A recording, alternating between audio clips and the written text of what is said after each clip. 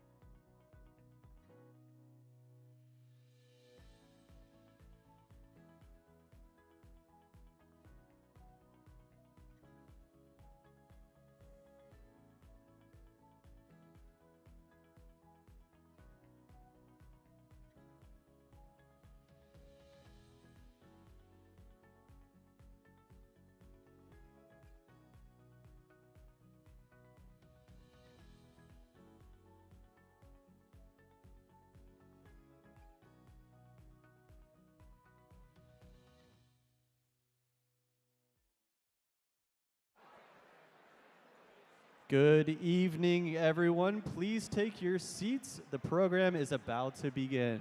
Thank you. Please take your seats.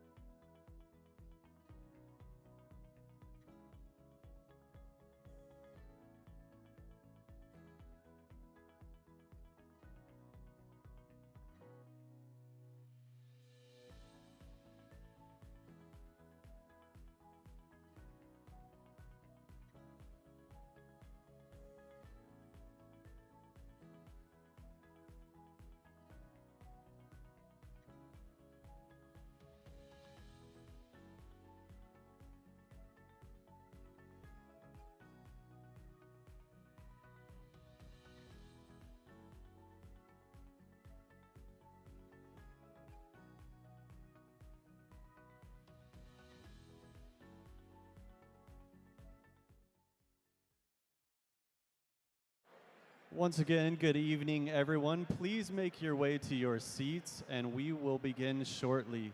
Please make your way to your seats, and we will start in just a few moments. Thank you.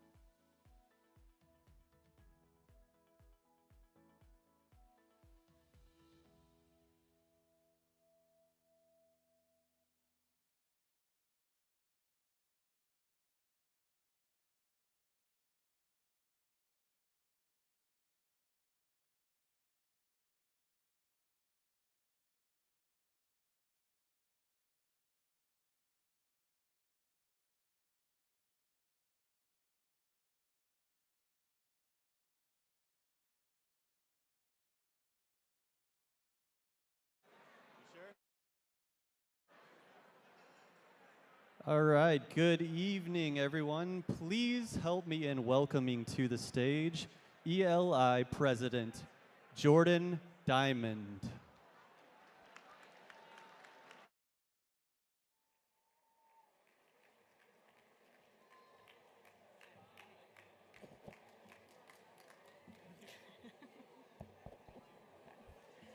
All right. Hello, everyone. Welcome.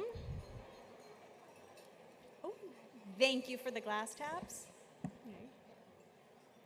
Fantastic. Well, as everyone finds their way to the seat, I will begin by saying it is such a delight to see everyone here tonight. Last year's dinner was wonderful, but if you look around at the quantity of people, we are back, and the energy in the air right now, it's electric. Thank you. For those of you that I don't know, my name is Jordan Diamond, and for the past 9 months, I have had the delightful honor as serving as the president of ELI. Part of the privilege of my position is getting to make the welcoming remarks tonight. But if there is one lesson I have learned in life, it is that no one wants long, extensive welcoming remarks, except maybe Ben Wilson, because he always has my back. Thank you, Ben. But other than that, you are all here to see each other, to enjoy your dinners, and please keep eating while I'm talking.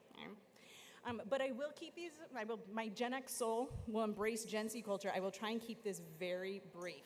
But I do want to make just a few points.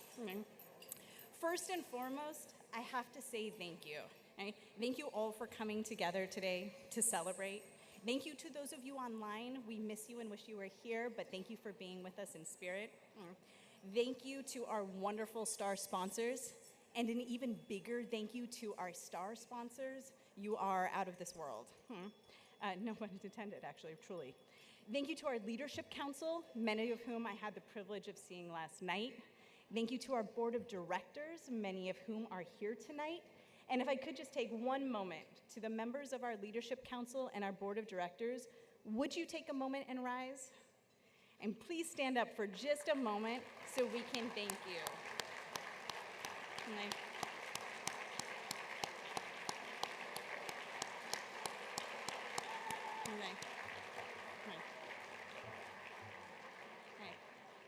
Thank you to this truly incredible group of people for the time, the energy, and the resources you give to ELI and to how you help us fulfill our mission. Okay. And thank you to our partners and collaborators who are here tonight. We exist to serve and support you, and we could not have the impact we do without you. Gratitude to all the members of the administration who are here tonight. Thank you for your public service. And thank you to the students who are here on a school night and who are our future. Okay?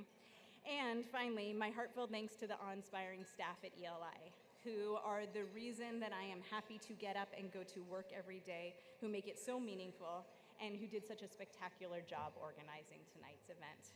Melody DeMulling, who absolutely hates being called out, our vice president, our wizard and queen of this evening. I don't know how you do it.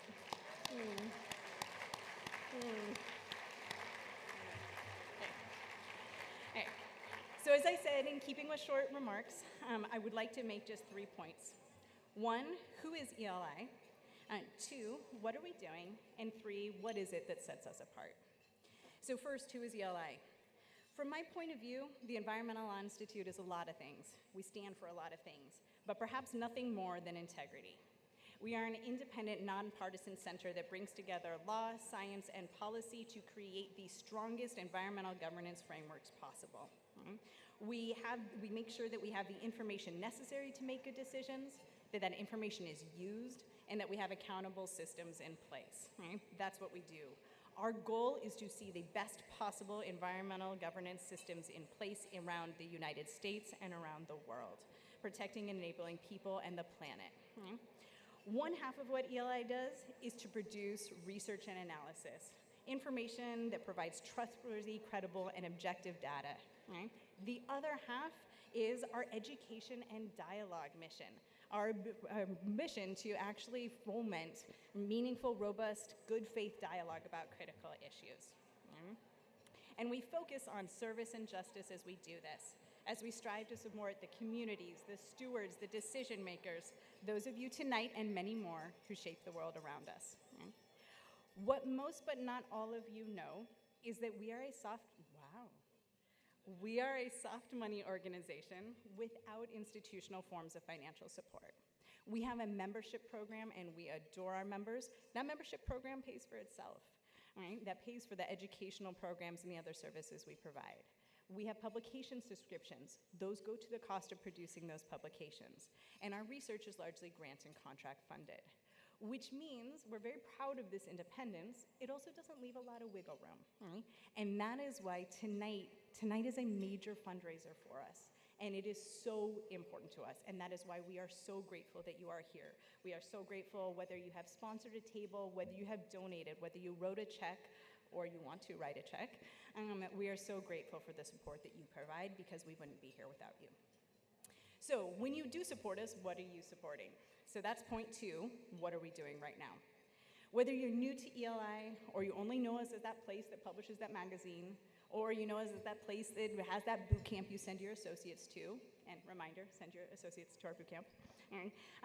Or whether you follow us on social, read our blog, attend every event, and have every report on your shelf, whatever you came in knowing about ELI today, I would like you to leave knowing just a little bit more.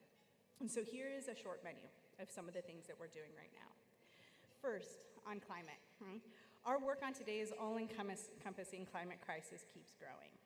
For example, our Climate Judiciary Project provides educational resources drafted by leading climate science experts to the judiciary. We have a table here tonight. All right. This is our effort to link climate science and the judicial communities. We have been surprised by just how positive the response has been to this effort, and we are deepening it and expanding it as quickly as we can. The second example, this one is from water. First, I hope you were able to attend the policy forum that we hosted this afternoon on the 50th anniversary of the Clean Water Act. It was moderated by Ben Wilson, and it had the cumulative water wisdom on that panel was off the charts. It was an exceptional conversation. In general, ELI works on water both domestically and internationally. And for example, one example that I'll highlight tonight, as it's rather unique, is that this year we worked with the Swedish International Water Institute to convene the first ever global network forum for the Water and Women Diplomacy Network, bringing together leaders from frontline water and secure basins around the world to collaboratively launch a visionary global strategy to elevate women in high-level decision-making around shared waters. All right, third example, service. What a service that our community can provide. This year, we launched a pro bono clearinghouse. If you have not signed up, please sign up. There is no cost, there is no downside. But if you sign up, you're able to review postings from communities that deeply need legal assistance. There are small matters that will take a few hours. There are large matters that will take a few years. There are air issues, water issues, land use issues, incorporation issues, whatever you are looking for. But there are so many communities out there that don't have access to legal assistance, and there are so many of us that want to provide it. We're trying to bridge that gap and help you meet each other. One final example I'll give is our more general push to counter misinformation. Right now, this largely comes down to amplifying ELI's voice. In an era where trusted sources are fewer and further between, we are known for our credibility, and so we're working to grow our voice and thus our impact. Subscribers to our podcast, People, Places, Planet, available wherever you get your podcasts, have grown rapidly this year. Over the last few months, we've started repeatedly reaching the 1,000-person barrier for our events, making us think we might need to redo our approach to hosting them. As we expected, a slow bounce back to tonight's dinner, but look around, again, everybody's here, and we're so grateful that you are. So thank you. Thank you for being here. Thank you for supporting ELI's voice, and thank you for contributing it. Many of our columns are written by people in this room. Many of our podcasts feature you here tonight, and you are many of the experts that inform all of our work. Thank you. Those are but a few examples of the things we do. Thank you. If you want to learn more about what we do, we have staff members all around the room. We have an annual report that you're welcome to read. Okay, before we move on, my final point, what sets ELI apart? And that is by far the easiest one, because it's the people. It's the people that work at ELI who make 1,000 choices every day that add up to the integrity that we're known for. It's the people on our board and our innermost circles who provide strategic advice and input. It's the people in this room whose support and conversation makes all of this work possible. And ELI is its people, and I'm grateful for that. And in that spirit, there are two people that I want to shine a light on before someone steals my mic or turns it off or some music plays. I'm sorry? Oh. Okay. Thanks. Okay. First, I would like to take a moment to recognize longtime senior attorney, Jim McElfish.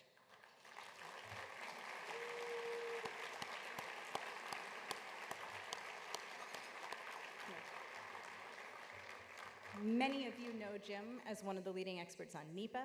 Others of you know him for his expertise in wetlands and water.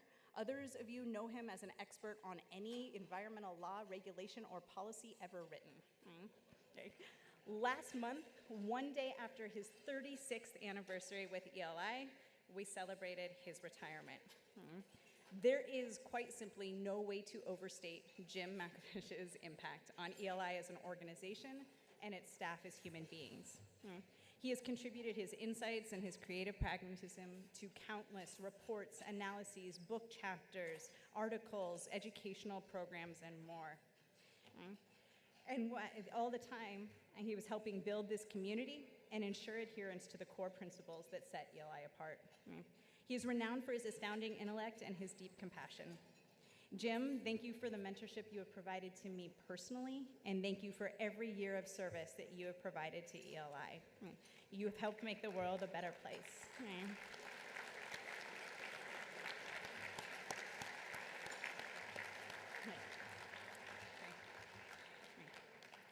And finally, a few words about the fundamental reason that we are here tonight, which is to honor and celebrate Ben Wilson. I will not usurp the privilege of those who get to introduce Ben later this evening, but I will take a moment to express my personal admiration, heartfelt gratitude, and truly infinite respect for this individual, for his wisdom, his compassionate leadership, and the insight and vision that he has contributed to help ELI map to its future. Ben has been the chair of ELI's board of directors since 2017 and served on the board for much longer. And I will both proudly and apologetically say that Ben tried to step down as chair last year, but I pleaded with him to stay on for one more year, my first year as president, and I will never be able to find the words to thank him enough for the laughter, the support, the perfect advice, and the partnership he has extended to me this year. Ben, you are in a league of your own. You have changed this profession, and we will do everything in our power to continue your legacy in permanent ways. I am so grateful to get to celebrate you tonight.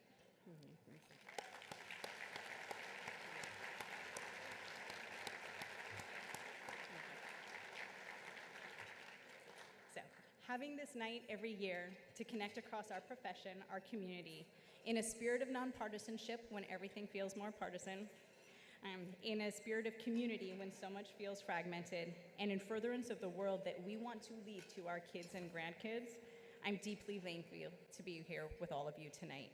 I'm grateful you chose to be here, and I'm grateful for your support of ELI's work to safeguard our future. So that was probably only short by the measurement of a lawyer, but that was as short as I could be. And so now, speaking of gratitude, it's time to call out our star and superstar sponsors. But rather than taking my word for it, although take my word for it, why don't you listen to someone who knows what it means to show up every day and work, train, practice, and deliver, both on and off the football field. Okay?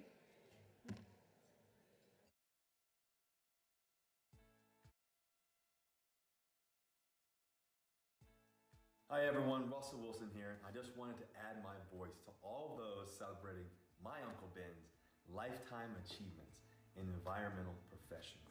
You know, Uncle Ben has been a powerful influence in the lives of so many, from the good people at the Environmental Law Institute, in the Beveridge and Diamond Law Firm, to his environmental justice students at Howard University Law School, and the many young professionals, often women and people of color, that he's counseled and mentored throughout his career, to the government and policymakers across decades whom he has shared his input and advice with, not to mention his amazing commitment to his family and community, which makes what he brings every day to every aspect of his life all the more remarkable. My Uncle Ben is one of a kind. Having him on your team is always a difference maker, I say. It's been that way for me and my family ever since we were young, and I'm sure many here in the room. So congratulations, Uncle Ben. It's hard to imagine anyone more deserving of special recognition for a lifetime of dedicated service to the environment and to all of us. And many thanks to the Environmental Law Institute and to all of you for making this recognition event even possible. A special thanks to the star sponsors for tonight's event, for whom ELI is now going to do some shout outs and some love to. So let me pass things over to ELI. Uncle Ben, I love you. Thanks so much, Russell. We're so excited to have so many of you back here with us at the Omni, and we're so grateful for your support. We especially want to thank our superstar sponsors, Arnold & Porter, Kay Scholler, Baker Bots, Beveridge and Diamond, and Crowell and Mooring. Over to you. We would like to thank DLA Piper, Hunt and Andrews Kurth, and King and Spalding.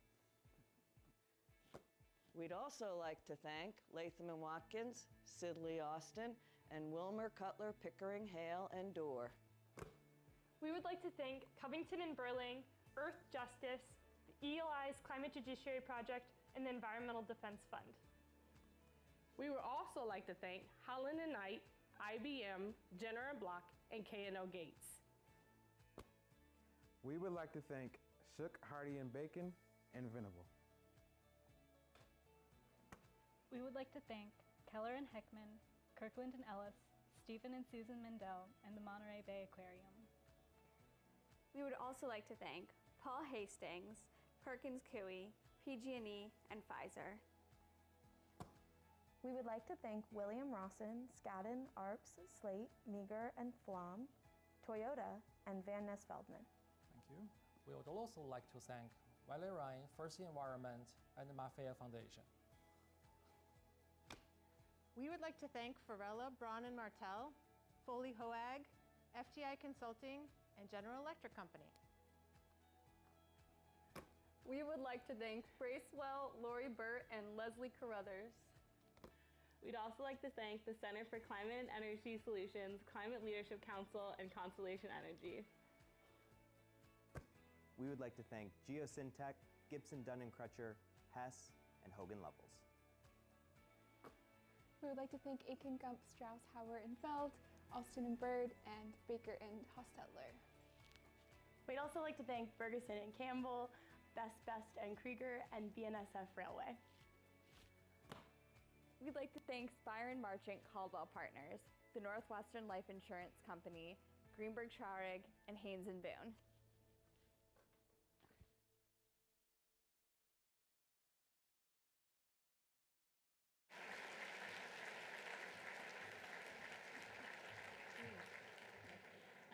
I would like to thank all of ELI staff for their patience in putting that together, and also note it's probably good we went into law. Another enormous thank you, truly, to our sponsors, to the star sponsors, to the superstar sponsors, and to Russell Wilson, legend in the making, for making tonight possible, and for your generosity in supporting not only this gathering, but ELI's mission. We wouldn't be here today, tonight, or tomorrow without all of you, and that is not an exaggeration. And I now want to welcome someone to the stage who needs absolutely no introduction in this room. Scott Fulton was the president of ELI from 2015 until New Year's Eve of last year.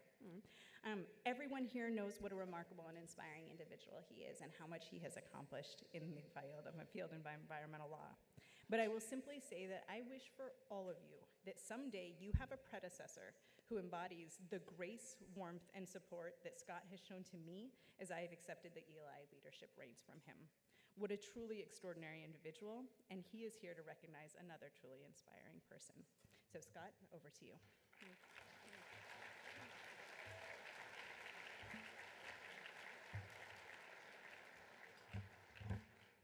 Good greetings, friends. It's wonderful to be together with you again. It falls to me tonight to offer one more word of thanks, and that is thanks for the life and the amazing contributions of our dear and recently departed friend, Judge Nancy Firestone. Many of us worked with Nancy or for Nancy in her various stints at the Justice Department and the Environment Division, where she was the Deputy Chief of the Enforcement Section, and then later the Deputy Assistant Attorney General for the division. Or maybe you worked with her when she was the Associate Deputy Administrator at EPA. Or perhaps you appeared before her in her time as a judge at the Claims Court or on the Environmental Appeals Board. Or maybe you took one of her classes at Georgetown Law, where she taught for so many years. Or maybe you knew Nancy from her philanthropic work with theater and the arts. However you knew her, I suspect that you will remember her as I do, as an indomitable force of nature, with the sharpest of minds, the quickest of wits, the readiest and warmest of laughs, and the kindest of hearts. She was a student of many things, but none more so than human nature. She could read people and read a room in a way that was unparalleled, and this was part of what made her an especially powerful advocate, an exceptional leader, a visionary strategist, and an extraordinary problem solver. For those of you who did not know Nancy, I just wish you had. She was a remarkable person and as positive a presence as you could ever hope to encounter in this life. ELI is in dialogue with Nancy's family about a legacy program at the Institute in Nancy's name and honor. Nancy was, among other things, involved in ELI's efforts around the world to build judicial capacity for environmental casework. So the Firestone project at ELI will likely center in this space. I know that many of us are hungering for a way to honor and remember Nancy, so stay tuned on that. We'll be back to you with something on it soon. You all like inside baseball, so I'll throw you just one. There came a point in the Clinton administration when the agency was short an assistant administrator. I was the acting general counsel at that time at EPA, and Nancy was over at DOJ as the deputy AAG. Administrator Carol Browner called me into her office one day and said, "What do you think about Nancy Firestone as a candidate for the vacant AA slot?" I said, "Fabulous idea, of course." Now, mind you, an AA appointment is considered by most to be something of a career coup of sorts. Generally not something you turn down. But when they met and Carol made her ask, Nancy surprised her by politely declining. But then she added that there was indeed a place where she was keen on serving, and that was as a judge on the Court of Federal Claims. "Might you support me for that?" Nancy asked gently. Well, Carol, to her great credit, shrugged off her disappointment in not landing Nancy, put on a bigger hat, and became one of Nancy's strongest supporters in getting her judicial appointment. Now, that's, of course, a testament to Nancy's reputation, but it's also an illustration of how to make things happen in Washington, D.C. The legacy that Nancy leaves behind includes most visibly her jurisprudence as a judge. Perhaps slightly less visible, but no less important, was her role in the birthing of the Superfund program and the Clean Air Act amendments of 1990. In truth, few people can match Nancy's footprint on our field, on environmental quality and public health. And I doubt that anyone had a bigger impact on Superfund in particular than Nancy. And when you consider how much Superfund has driven cultural change within corporate America, playing no small role in the march towards the sustainability ideals and ESG safeguards of today, her mark was nothing short of transformational. So, let's remember Nancy tonight in a way that would make her smile. Please grab your glass, stand as you are able, and join me in a toast, if you would.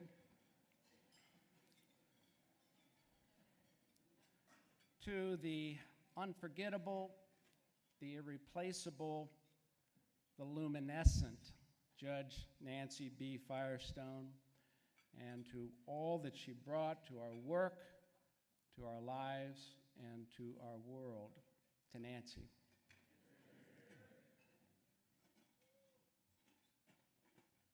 Thank you for that, friends. Please have a seat.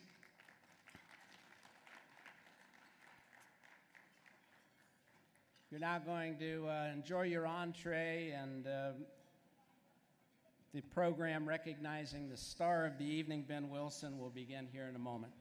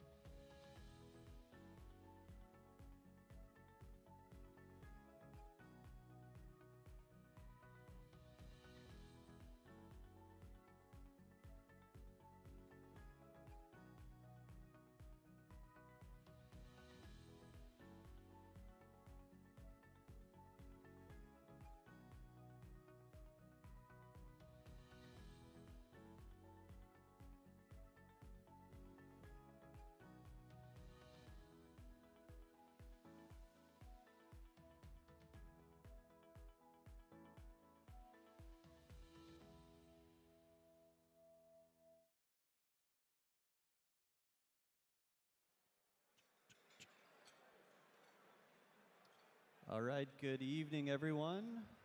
Please welcome to the stage incoming board chair, Rob Kirsch.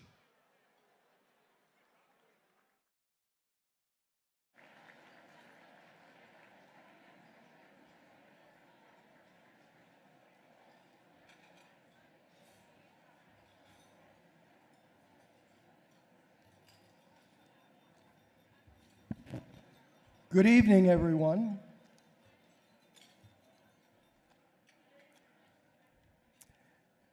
Thank you very much for coming tonight. Thank you for selling out the ELI Award Dinner. Thank you so, so much, and congratulations.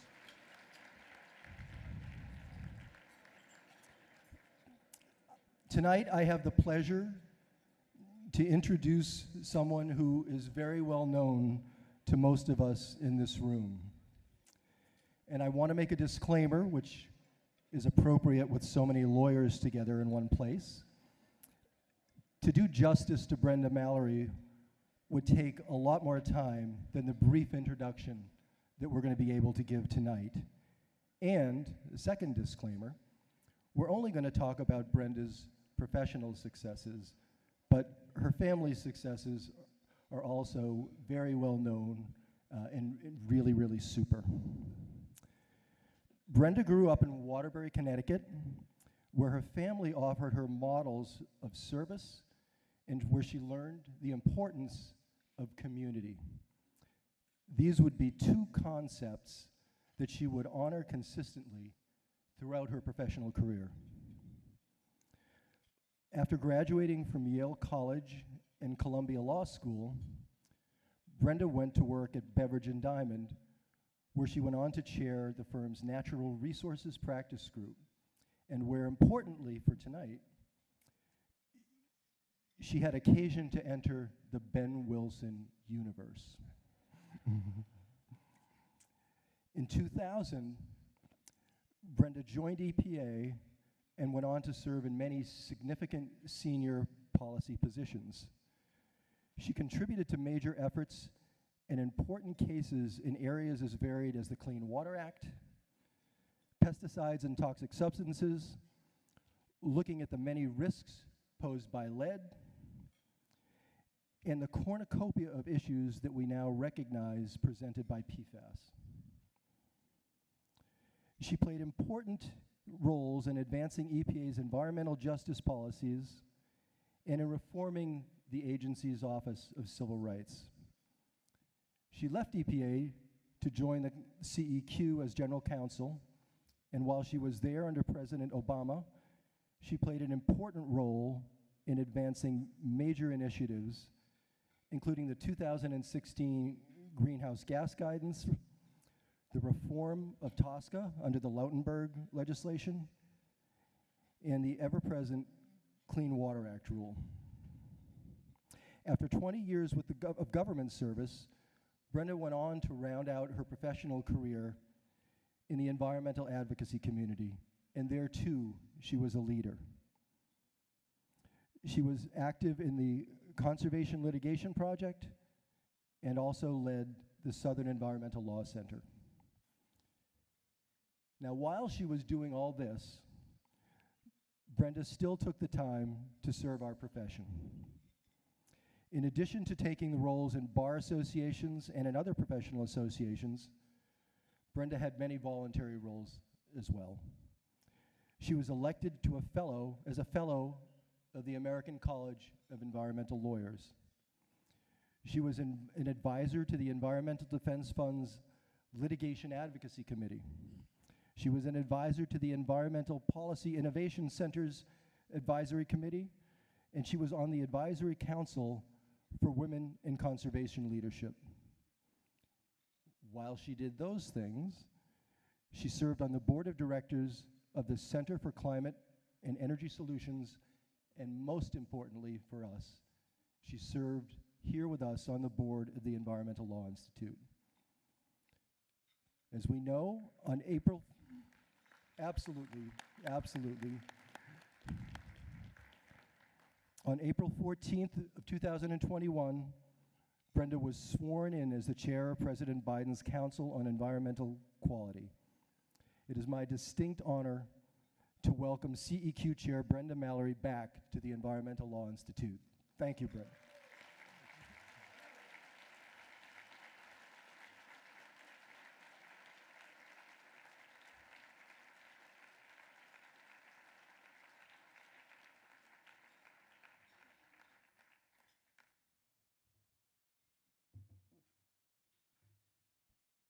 Hello, everyone. Oh, yeah, this works.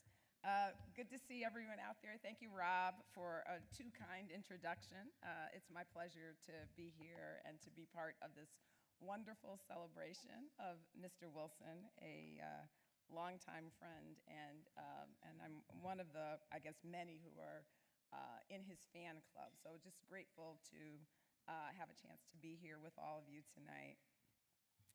Apologies for the voice, can't do anything about it.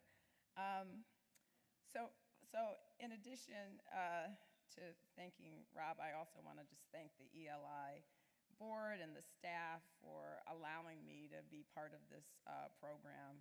I know how important this event is for the organization, and I also know how important Ben is, or has been to the organization, so I'm grateful for the chance to be part of it.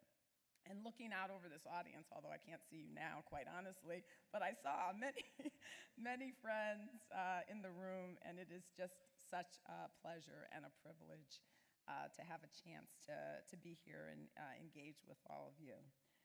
I guess I stand here tonight as someone who is a strong supporter of the organization, for which I have deep and abiding respect for, and also to honor a man who has been a recognized and respected leader in the environment, energy, and natural resources profession for over 4 decades, and someone who has been instrumental in countless ways in many professional journeys, including my own. But before I turn to my principal task tonight, let me just spend a few minutes commenting on a couple of areas of focus across the administration, and particularly in CEQ. I think, as this audience knows, President Biden has been incredibly successful in implementing his legislative agenda, from passage of the American Rescue Plan and the Bipartisan Infrastructure Law, to the Inflation Reduction Act and the CHIPS and Science Law, to the most meaningful action on gun reform in decades, to protecting veterans' health benefits, and the ratification of the Kigali Amendments, just to name a few.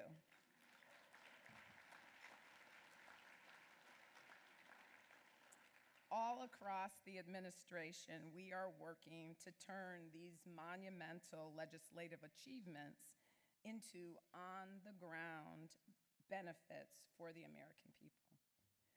What does that look like?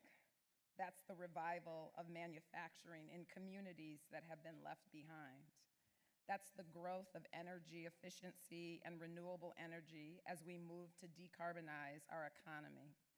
That's the availability of electric vehicles and charging stations to every person and community that wants them.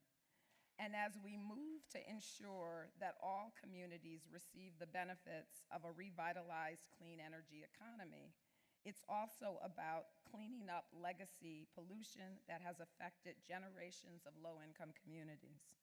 That means increasing air monitors along toxic polluting facilities for fence-line communities. That means removing every lead pipe in drinking water systems. That means creating training and apprenticeship programs. And that means holding companies accountable for not protecting the health and well-being of the communities that host the engines of progress designed to move our economy forward. While we have had a lot of success on the legislative front, there is much, much work ahead. And this is why it is so important for us to take advantage of the importance of public-private partnerships.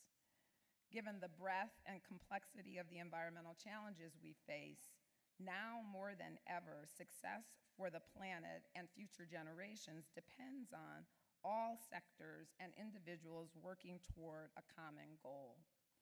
That's state and local governments, the business community, academia, nonprofit entities, and think and do tanks like ELI, working toward the goal of restoring and maintaining a livable planet for all. For over 50 years, ELI has used its nonpartisan platform to create opportunities for meaningful dialogue and be a resource for data-driven information and creative technology-based solutions. Those skills and tools are needed more than ever today, and ELI is well positioned to carry that charge forward.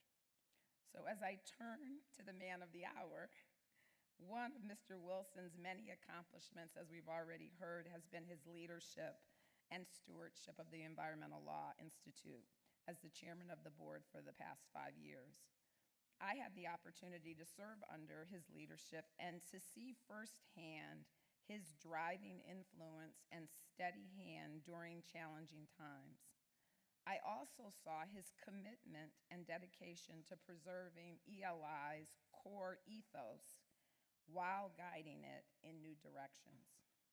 ELI is one of many boards on which Ben has served and led. He has used his talents in academia, in government, in the law firm setting, working for public and private sector entities, as a counselor, a litigator, a negotiator, a mediator. In all of his ventures, he brought his commitment to excellence, dedication to hard work, and drive for results. But today, I want to talk about my personal journey with Ben. We met when he joined Beveridge and Diamond as a partner in 1986. I had already been at the firm for a year and a half as a mid-level associate. And at that time, I believe I was the only African American there. So I both welcomed the arrival of a kindred spirit and was hoping this guy didn't come in here and mess up a good thing that I had worked for. Ben and I were coming from different places, although we both went to Ivy League colleges and law schools. Ben's journey began in a family of educators in the segregated South, specifically in repressive Mississippi, growing up in the midst of some of the most well-known and jarring events of the civil rights history, from the tragic murders of Emmett Till and Medgar Evers, to Bull Connor fire hosing and releasing dogs on peaceful student protesters, to the bombing of the church, killing 4 little girls. In contrast, I was a few years younger and grew up in Connecticut, where these incidents were relayed to me as part of a history we had overcome. So while we probably started with a different sense of the world, the ingredients of what became a long friendship were always there.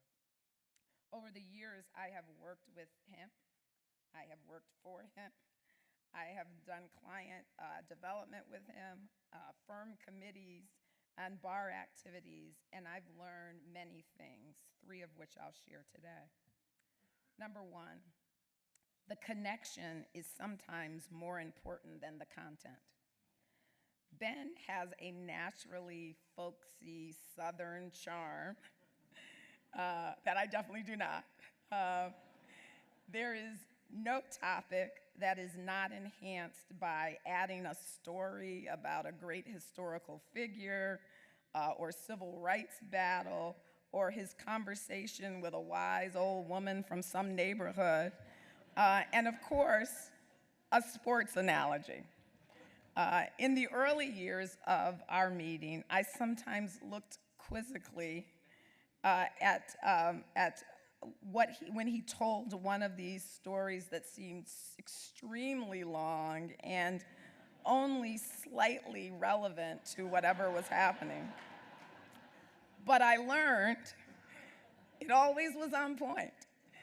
And the point might have been to change the atmosphere in the room, to make it easier for the hard and challenging conversation to continue, to remind us all of the shared interest we were working towards. So number 2, the power of a positive greeting and attitude.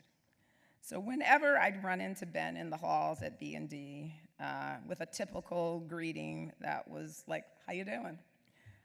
He'd respond, fantastic, Miss Mallory. And it always made me laugh and sort of filled me with joy for that moment. And so when I left the firm and went to EPA, I felt that that vibe was needed where I was. And I don't remember exactly when I claimed it as my own, but I did. And my word during those early years was fabulous. So even today, as I end my morning meeting with my senior team, I always end off by saying, it's gonna be another great day at the White House, to which I get eye rolls in the same way that I used to give Ben. But the lesson I took from all of that was that as a leader, you make a choice to do what you do every day. You might as well do it with some positive energy. And that, to me, epitomizes the way that Ben navigates the world. And then number 3, you can always make time for the things that matter. So we've seen on Ben's biographies that throughout his career, Ben has been incredibly generous with his time, his talent, and his resources. That is through support of professional organizations like ELI and service and civic organizations like the Healthy Babies and the DC Board of Elections. The announcement for this award lists a whole slew of other organizations and individuals that he has helped along the way. It also highlights his unwavering focus on diversity and inclusion in all aspects of the profession, and environmental justice as a core value in the environmental work that we all do. And these are areas for which Ben and I have had a chance to collaborate in recent times.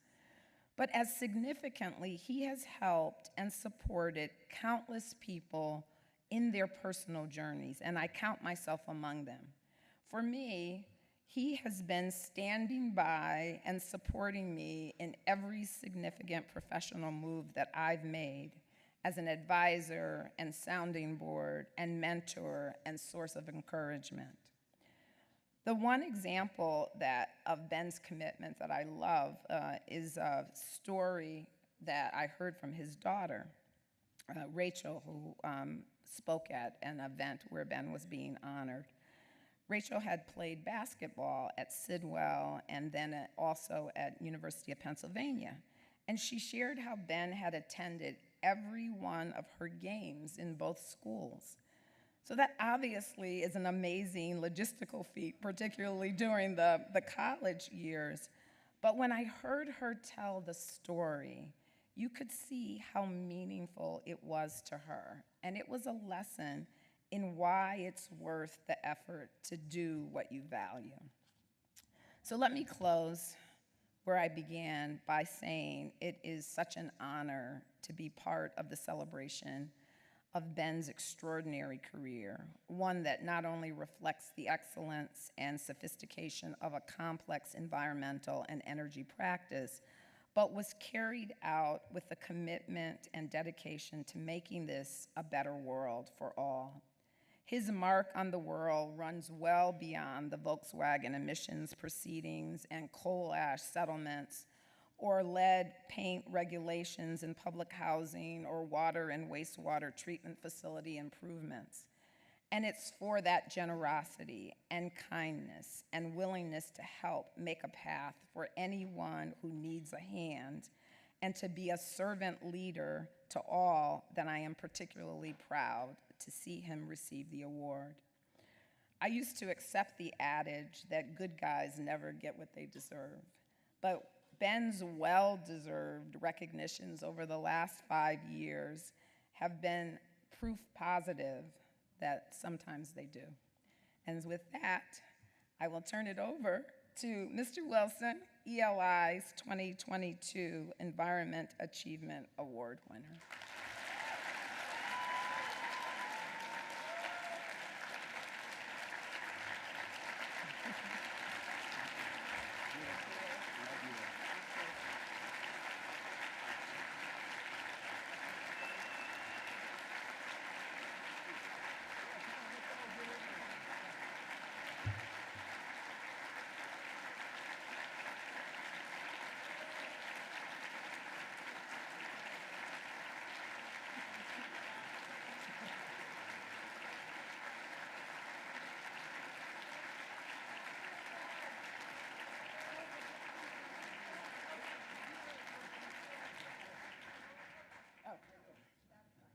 Take two. Hey, keep clapping, will you?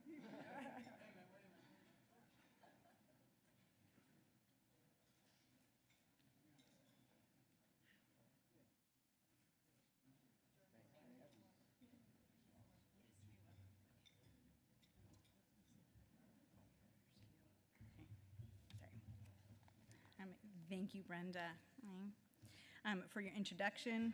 And thank you, Ben, for being here. It is my pleasure to officially commemorate your receipt of the Environmental Law Institute's 2022 Environmental Achievement Award by reading a brief passage from it. Right? I cannot read that, so I'm going to read from here. This award honors Benjamin F. Wilson as a singular leader in the environmental bar, as a skilled advocate and counselor, as a tireless proponent of civil rights, as a mentor to countless professionals, and as an architect of equitable and sustainable solutions to vexing environmental problems. Over the course of his remarkable career, Ben's clients range from the largest global corporations to the smallest municipalities, and he became renowned for his ability to forge solutions that benefited not only his clients, but also the local communities. And through it all, Ben has served as mentor to scores of environmental lawyers, helping new professionals launch and mid-career professionals excel. ELI celebrates all of Ben's contributions to the profession and is especially grateful for the fact that he has served for over a decade on ELI's board of directors, the last 6 as chair. Ben's grace, fortitude, and compassion have helped the Institute both to navigate some of its most complex challenges and to forge a vision for its future. A remarkable environmental lawyer and community leader, Ben's influence will reverberate for decades to come in the long arc of environmental and civil rights law, across the legal profession, and in communities throughout the nation. Okay. Ben, thank you.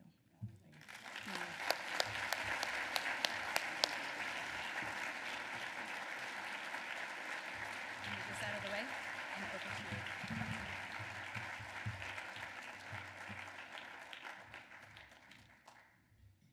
Uh-oh. Need a little light up here.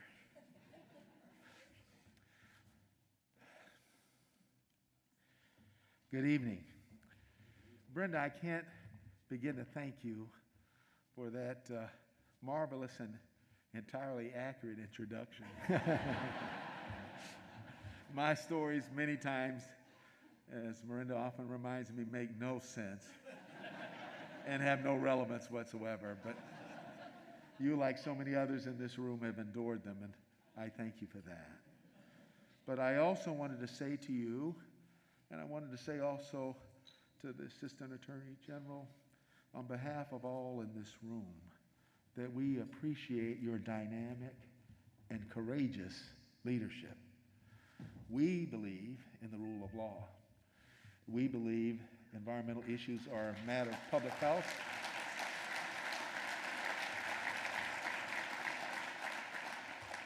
And it really takes a remarkable courage and determination to do what you're doing. And I'm confident about how we will end up, because I know we will not surrender. We will not quit.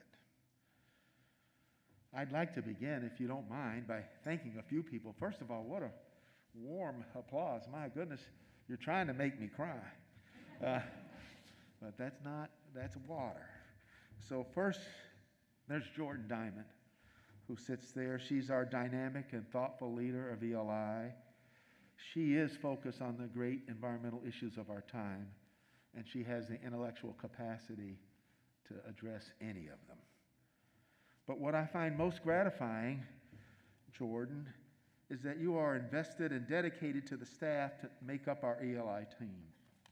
Joining in the midst of COVID, you have ably steered our ELI ship past the rocky shoals of transition. You have a vision of ELI that will have an even greater impact on the years to come. Thank you. Applaud Jordan if you don't mind.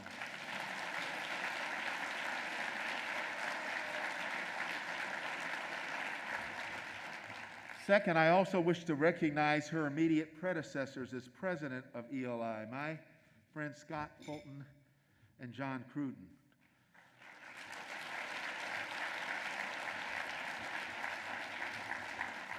I was extremely proud to call them my colleagues at Beveridge and Diamond, but it was during their work at EPA and DOJ, respectively, that I first came to admire their integrity and commitment to the environment and the rule of law.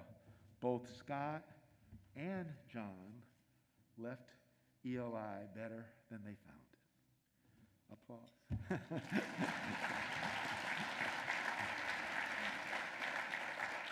So you can see I'm going to make it work tonight. Third, there's the remarkable staff of ELI. The examples of their extraordinary service are legion. Working through the unprecedented challenges of COVID, family and personal health issues, and with limited resources, makes the performance of our ELI team all the more special. And as I'm sure we all recognize, there is no dinner like the one we are enjoying tonight without the incomparable Melody DeMulling. And Melody? Yes.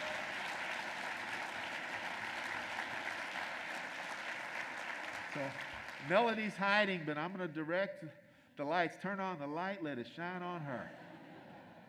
All right. She can run, but she can't hide. So her incomparable fundraising efforts and your unsparing support make the critical work of ELI possible. This happened earlier, but I will do it briefly.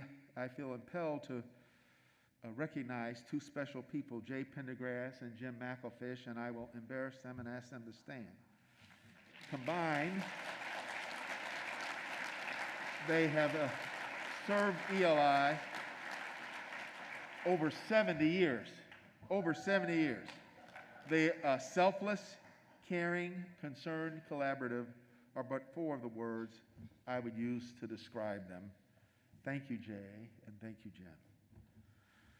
Fourth, I wish to thank our conscientious and dedicated board who have done everything to make ELI a success.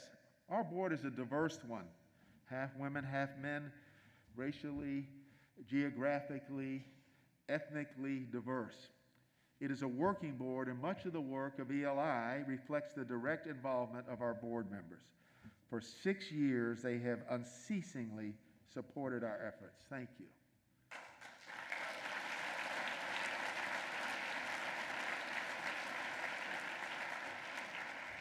I want to thank the sponsors that my favorite quarterback and our wonderful staff acknowledged. This is, suffice it to say, we more than exceeded what our goal was, and it's all your fault. I also need to thank so many friends, clients, and others. Some of you are in the room, and some are perhaps watching online. But none of this, no one succeeds alone. No one wins alone. And together, because of you, we have won tonight. Thank you.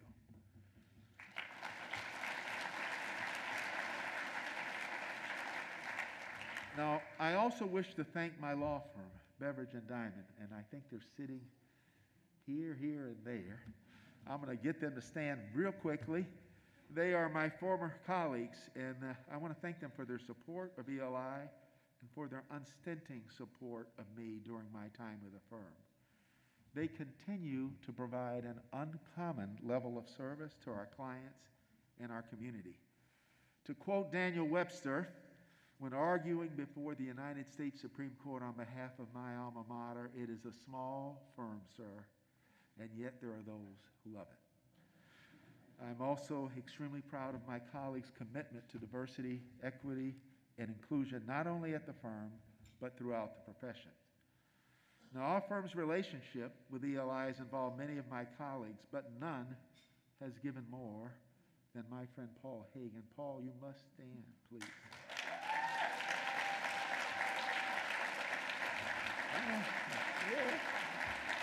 There you go. Man, if I look like that, I'd stand every day. He can peer into the future, and his wisdom has benefited many a client and colleague. Thank you, Paul, for your friendship and sage advice. Last but not least, I must recognize the most important person in my life, my wife, Miranda. Because of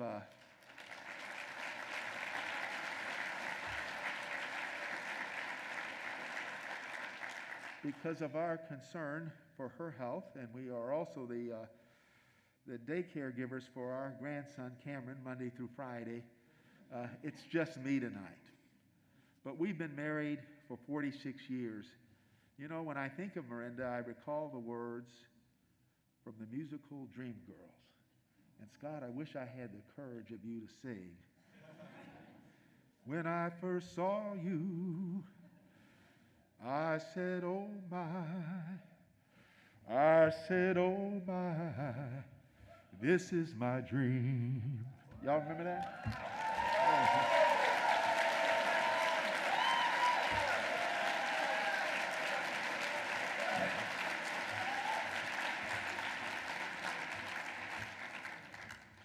So contrary to this generous introduction from Brenda, my life has not been without setbacks and challenges.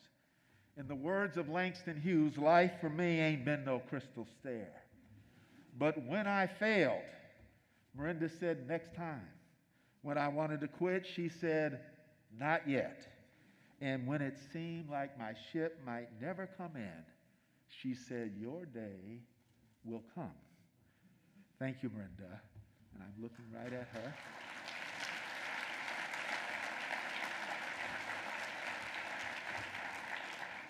Thank you for our day has come. Now, there are a couple people that I want to be sure to recognize tonight. There are some of my students from the Howard University School of Law. And they're all over this room. Some are at this table. Would you just stand for a second and wave at everybody?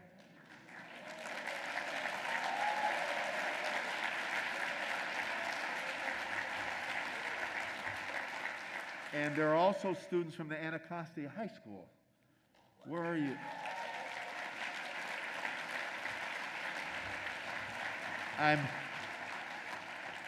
There they are. I'm extremely proud of them, and I'm grateful they are here. Now, if you'll permit me to tell you a story, and I'll take my seat. Over 70 years ago, see, Brenda, you were right. A young couple is about to start a new life in the Deep South. Their car is packed to the gills. There is barely enough room to sit. A bouncing baby boy rests in a basket at his mother's feet. Can you see him? They do not have the benefit of a green book informing them of where they can stop safely along their journey. The father's been to Nashville as a student athlete and knows a safe neighborhood there to buy gas. A friend has instructed them where to stop in the city on the bluff, Memphis, before the final leg of their journey on Highway 51 South. Every precaution has been made to avoid an unfortunate incident along a dark Mississippi highway. As you have no doubt deduced, I was the baby in the basket at his mother's feet. You see, long before Barack Obama was elected president, when the light of freedom was darker than 1,000 midnights, my future in the Magnolia State rested in the hands of my parents, Anna and Harrison Wilson, and a few lawyers I would later come to know. As a matter of background, when I was not yet 4, George Washington Lee was killed in Humphreys County, Mississippi, for registering to vote and for encouraging other blacks to vote. 2 months after my 4th birthday, Emmett Till was murdered and his body mutilated. His offense whistling at a white woman in Sunflower County, Mississippi. When I was 8, Mac Charles Parker was pulled from a jail in Pearl River County, Mississippi, and lynched for a crime he did not commit. There was no mythical Atticus Finch standing guard with a rifle. When I was not yet 12, Bull Connor, a name that shall live in infamy, turned fire hoses and sicked German shepherds on young demonstrators in a park in Birmingham. The following summer, I think my friend Bob Stanton is here, Medgar Evers was killed by a gunman hiding in the bushes near his home. The assassin's crime would go unpunished for 31 years. Assistant Attorney General Kim, that was my hometown of Jackson, Miss. That fall, 4 black girls were killed by a bomb planted in the basement of their Birmingham church. The following summer of my 13th year, James Chaney of Meridian, Andrew Goodman and Mickey Schwerner of New York were found buried ignominiously in a Neshoba County earthen dam. Despite these horrors and the specter of the State Sovereignty Commission and the advent of white citizens' councils across the South, my parents, like Sam Cooke, believed a change was going to come. And like thousands, you all can interrupt me anytime you want, and like thousands of other black parents, before and after, they prepared their children to be ready when the change came. And the change came.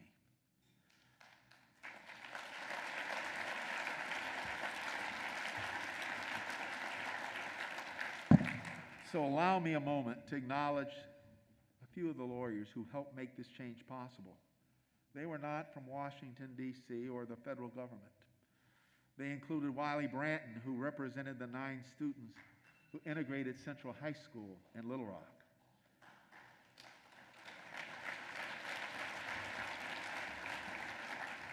I don't know if there's anyone from Louisiana, but there was A.P. Turo, a Howard graduate, who represented Ruby Bridges, the little girl who integrated the New Orleans public schools. You will recall that case, won't you? It was memorialized in that famous Norman Rockwell painting, a little black girl in a pristine white dress, books and ruler in hand, escorted to school by 4 headless U.S. Marshals, a racial epitaph scrawled on the wall, an errant tomato on the ground. In Montgomery, there was a 24-year-old Fred Gray who represented a young 25-year-old new minister in town, Martin Luther King Jr.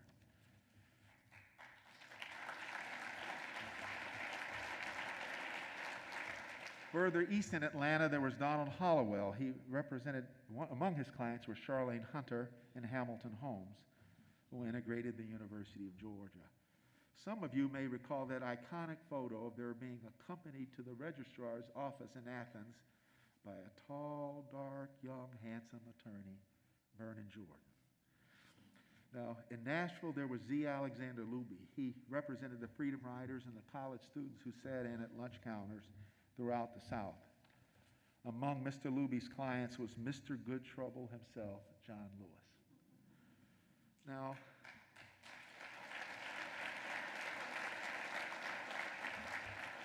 I recognize, by the way, for those of you keeping score, I'm over halfway through. But unless you think I've forgotten the women, I have not. There was Constance Baker Motley. So she was the first woman I ever met with 3 names. She dared to do what no man would do. She represented James Meredith, who integrated Ole Miss. You see, his then wife was my 6th grade student teacher. Now, I was gravely disappointed to learn that Meredith's lawyer was not a physical giant. But I learned an invaluable lesson because of the courage and strength of Constance Baker Motley. I now understood that one need not be a man and physically imposing to effect transformational change.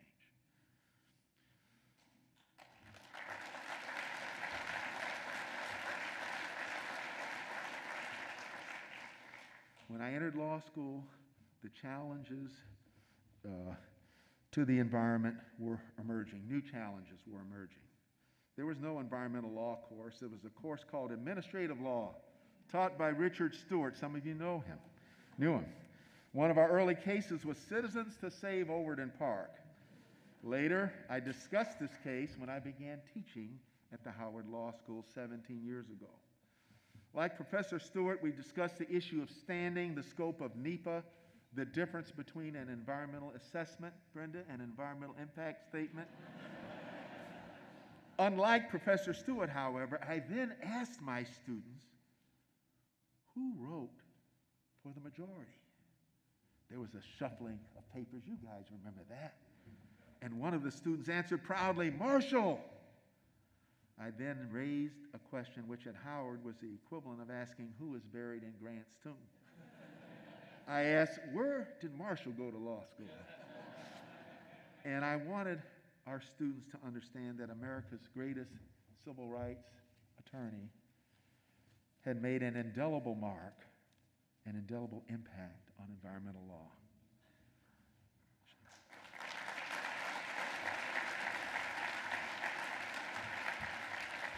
Now, shortly thereafter, one of my students, she might be in this room, stated that she felt environmental law was a topic of concern for other people. I think she was speaking to me in code. I said, do you mean white people? That's what my daughter Rachel might call a teaching moment.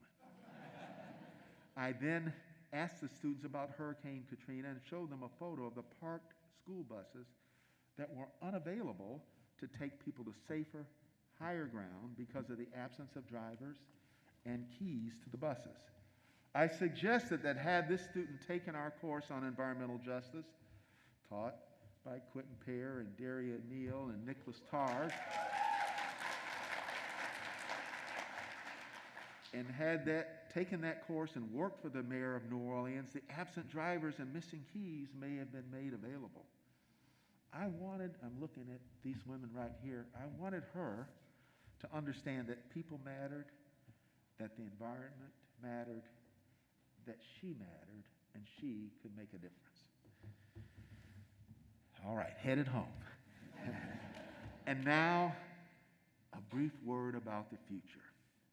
Now, you don't need me to tell you that climate change is the defining issue of our time. You need not be reminded of the rising temperatures predicted by 2050.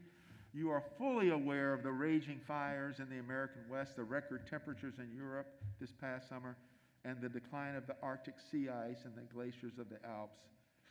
I believe Lincoln would be terribly upset to know that the Father of waters no longer flows unvexed to the sea. Old Man River just doesn't keep rolling along.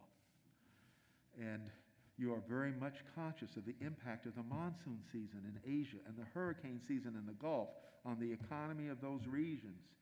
You are also mindful, as Scott likes to remind me, of the environmental harm and the utterly devastating impact of war upon the environment and millions of people in the Ukraine and the Middle East, particularly when they target nuclear facilities and other energy sources. But you must also be equally aware that the problem within the problem of climate change is the issue of climate justice. There can be little doubt that the impact of climate change falls disproportionately on the poor and on people of color. Far too seldom do those communities experience the benefits of adaptation, mitigation, and climate investments. This need not be the case. Stated simply, we can no longer tolerate these ongoing issues such as the water crises in Flint and more recently in my hometown of Jackson. To meet these challenges, we must disenthrall ourselves, as Lincoln would say, and bring new solutions to old problems. At Howard, we've expanded our course offerings in environmental law. Carlton Waterhouse helped with that. Sarah Fort and Michael Panfill, Justin Hansford, Billy Wilkerson, Nicholas Targ, who got us started, he and Quentin Pear, and also Daria Neal. This is important, and in the time since we started teaching, we now have several hundred African American attorneys who are graduates of Howard Law School who practice environmental law.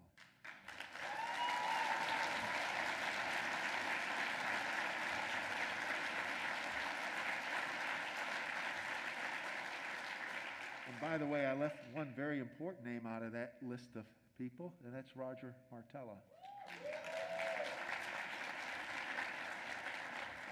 The Howard students are interested in international law, too.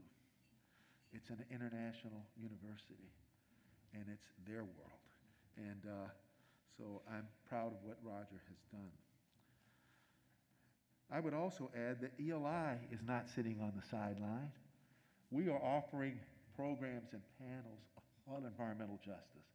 Today, when we talked about the Clean Water Act, we spent an awful lot of time talking about EJ and making direct and indirect references to many of these issues that are in our headlines today. We will have an environmental justice coordinator, and we will make this an important part of what we do. I have Jordan's word on it, and I trust Jordan implicitly. I applaud EPA's recent decision to establish a new national office charged with advancing EJ and civil rights.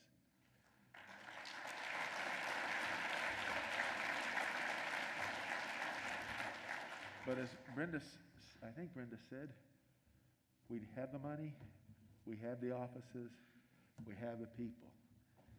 But the question is, what are we going to do? And are we ready to act? So the question tonight is not whether these environmental challenges exist, but whether it matters if we seek to change them. As Dr. King suggested so many years ago, the measure of a man, or a woman, Dr. King, is not where he stands in moments of comfort and convenience, but where she stands at times of challenge and controversy. My question to you tonight, as you head home, is where do you stand? Have you already thrown in the towel on our capacity to impact climate change? Are you no longer willing to think globally and act locally? Do you believe that injustice anywhere is injustice everywhere? Do you still believe in the rule of law? Are you willing to fight for it? Does ELI still have a purpose? Man, this is unsettling. I'm glad you've allowed me to raise these questions. You see, I believe the answer to them, unlike Bob Dylan, is not blowing in the wind. I believe there is still time to make a difference on climate change and climate justice. You see, I want to be able to look my grandson, Cameron, age 20 months, in the eye when in a few years he asks the question, "What did you do, Grandpa, to address the great issues of your time, climate change and climate justice?"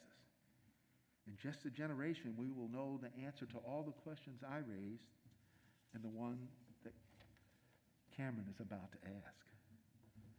Finally, if you wish to know why your answer is so important, please know that somewhere in the world tonight, perhaps in Accra, Berlin, Bombay, Kyiv, Moscow, Sao Paulo, Shenzhen, or even Washington, D.C., a young couple is traveling tomorrow to start a new life. Their car is packed to the gills. There is barely enough room to sit. A bouncing baby girl is buckled up safely in her car seat. Can you see her? Let us resolve tonight, here and now, to ensure that by her 18th birthday, 2040, the companies we represent and on whose boards we sit, as well as the government agencies we lead and serve as counsel, have kept their promises on climate change.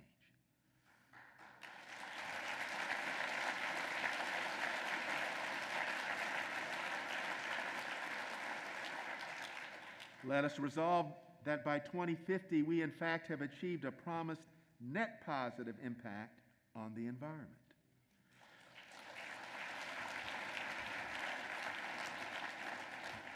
And this is for my friends Kim and Mallory. and let us commit to getting this work done with equity and justice in mind, so that the benefits of our work are equally shared and the burdens are not disproportionately placed on the most vulnerable.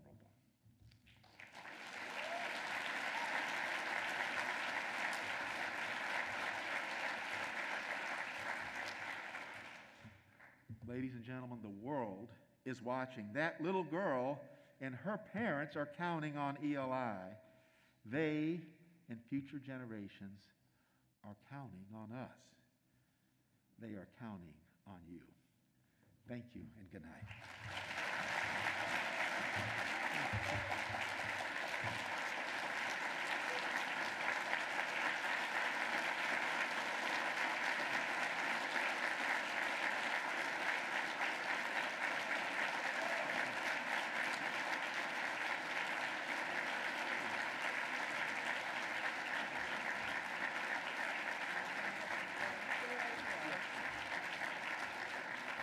Ben, you have changed the face of environmental law. You've changed the complexion of environmental law.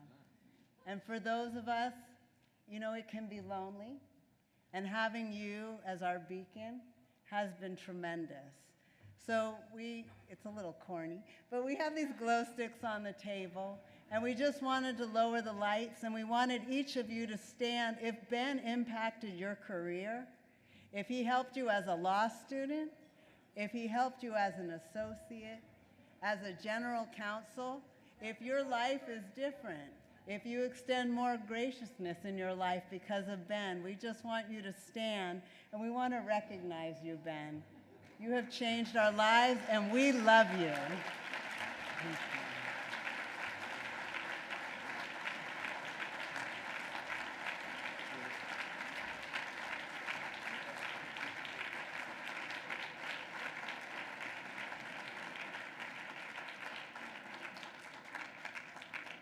See, if you're not careful, Scott and I are going to get up here and sing, "This Little Light of Mine."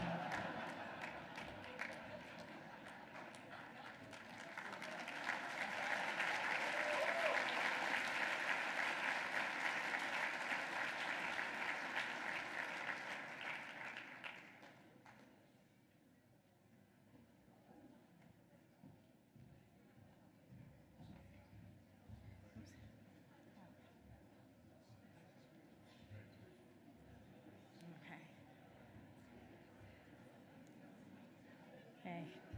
Thank you, Ben. Thank you, Nadira, for leading that moment. Thank you, Ben, for stealing my notes. So we're gonna wing it from here on out.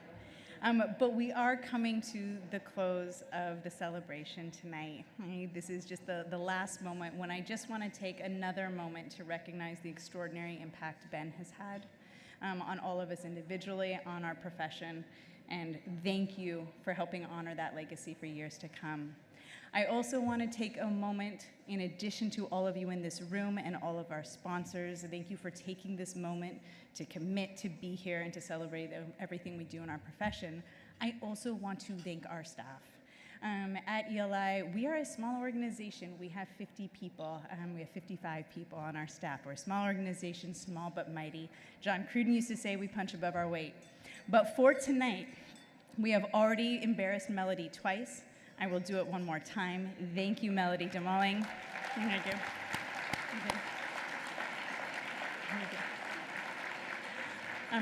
Thank you to her team who have worked tirelessly. Weekends have not meant anything to them over the past month, including Laura Goldman, Maiden Dix, Renee West, Madison Calhoun, some of the organizers of today's event, Kathy Way, organizers of today's events, Adam Schemp, Loretta Reinersman, who's captivating Melody right this moment, Jay Pendergrass, Jim McElfish, everyone who has contributed, Rachel Jean-Baptiste sitting right back there. Thank you for all the heart and soul and effort that you have put in tonight's event. For now, I believe I am the last thing standing between you finishing your dessert and apparently the hotel bar is the place to be. And so I will stop talking except to express my gratitude to all of you for being here tonight. Thank you for being part of our community.